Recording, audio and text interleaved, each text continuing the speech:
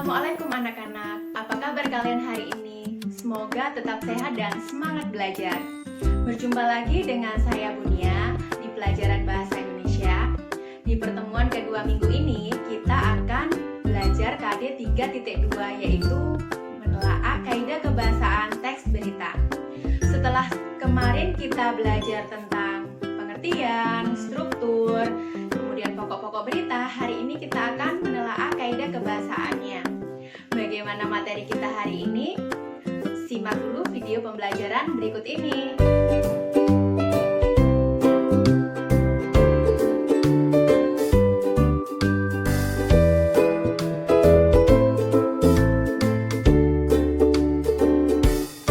Kaidah kebahasaan teks berita.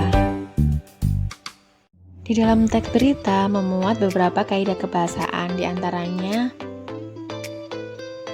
yang pertama, verba transitif atau kata kerja transitif. Verba transitif adalah verba yang memerlukan nomina sebagai objek dalam kalimat aktif, dan objek itu dapat berfungsi sebagai subjek dalam kalimat pasif. Contoh yang pertama, ayah sedang mencuci mobil di halaman rumah. Yang kedua, ibu pasti menyayangi semua anak. Verba mencuci dan menyayangi adalah verba transitif dan masing-masing diikuti oleh nomina yaitu mobil di halaman rumah semua anaknya. Verba ini juga dapat dijadikan kalimat pasif. Mobil di halaman rumah sedang dicuci oleh ayah. Semua anak pasti disayangi oleh ibunya. Nah, verba transitif ini biasanya predikatnya berimbuhan me.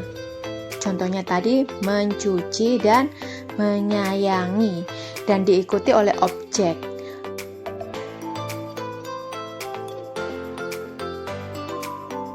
Contoh verba transitif dalam teks berita. Sejumlah pejabat tinggi dari berbagai negara akan memulai pertemuan untuk menghasilkan kerjasama internasional di bidang ekonomi. Kalimat pasifnya, pertemuan untuk menghasilkan kerjasama internasional di bidang ekonomi akan dimulai oleh sejumlah pejabat tinggi dari berbagai negara. Akan memulai diganti dengan akan dimulai.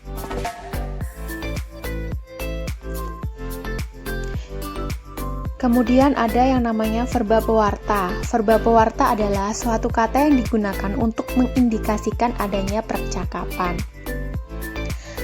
Contohnya, dalam tayangan televisi BBC, Sekjen PBB mengatakan bahwa Putra Doha yang dilakukan di Bali akan menjadi momentum penting yang menghasilkan paket kebijakan Bali. Memaparkan, Presiden memaparkan mengenai strategi untuk menguatkan nilai rupiah terhadap dolar. Yang ketiga yaitu konjungsi temporal dan konjungsi bahwa. Konjungsi temporal adalah kata hubung yang berhubungan dengan waktu. Misalnya setelah, kemudian, sejak, awalnya, akhirnya. Penggunaan konjungsi bahwa yang berfungsi sebagai penerang kata yang diikutinya. Contoh, sejumlah staf Atbel Manado mengatakan bahwa kepala Atbel Manado sudah pulang. Jadi dalam teks berita, konjungsi temporal itu berhubungan dengan waktu. Sedangkan konjungsi bahwa berfungsi sebagai penerang dalam berita tersebut. Kaidah kebahasaan yang keempat adalah kalimat langsung. Kalimat langsung sebagai variasi dari kalimat tidak langsungnya. Kalimat langsung ditandai oleh dua tanda petik ganda dan disertai keterangan penyertanya. Penggunaan kalimat langsung terkait dengan pengutipan pernyataan-pernyataan oleh narasumber berita. Contoh, masyarakat, wisatawan, dan pendaki tidak diperbolehkan mendaki dan beraktivitas dalam radius 2 km dari kawah Gunung Slamet, paparnya. Sedangkan kalimat tidak langsung tidak memerlukan tanda petik ganda lagi. Jadi, jika diubah menjadi kalimat tidak langsung, ia memaparkan bahwa masyarakat, wisatawan, dan pendaki tidak diperbolehkan mendaki dan beraktivitas dalam radius 2 km dari kawah Gunung Slamet. Menggunakan konjungsi bahwa. Kaidah kebahasan yang kelima adalah penggunaan fungsi keterangan waktu dan tempat. Penggunaan fungsi keterangan waktu dan tempat. sebagai konsekuensi dari perlunya kelengkapan suatu berita yang mencakup unsur kapan dan di mana. Contoh, sekitar pukul 12.45 WIB, langit Riau tampak mendung. Yang kedua, gempa dengan kekuatan 5,4 skala Richter menerjang Maluku pagi ini. Pukul 12,45 dan pagi ini merupakan keterangan waktu. Riau, Maluku merupakan keterangan tempat. Penggunaan fungsi keterangan waktu dan tempat pasti ada di berita karena itu termasuk unsur-unsur atau pokok-pokok berita, yaitu menjawab pertanyaan kapan dan di mana.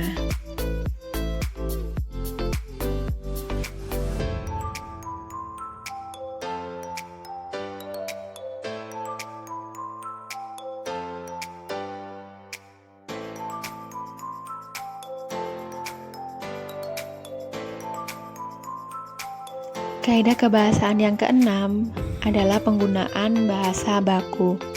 Penggunaan bahasa bersifat standar atau baku. Hal ini untuk menjembatani pemahaman banyak kalangan. Bahasa standar lebih mudah dipahami oleh umum. Bahasa-bahasa yang bersifat populer atau yang kedaerahan akan dihindari oleh media-media nasional.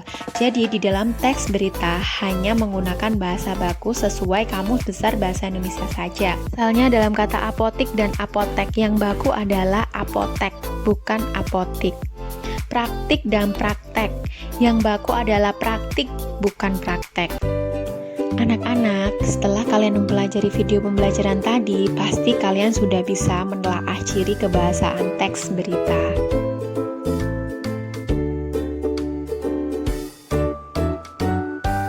Sekarang, tugas kalian mengerjakan latihan soal berikut ini.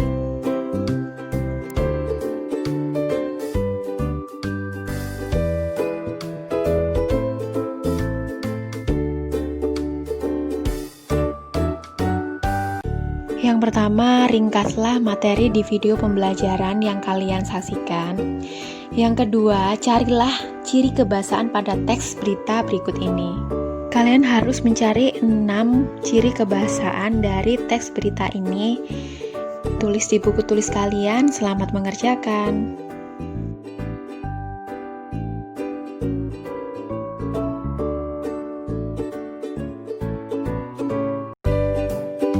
Demikian video pembelajaran kali ini. Terima kasih sudah melihat. Jangan lupa like. Wassalamualaikum warahmatullahi wabarakatuh.